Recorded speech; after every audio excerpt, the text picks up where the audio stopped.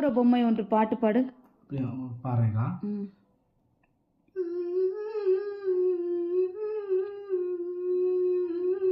அப்படி இல்லடா.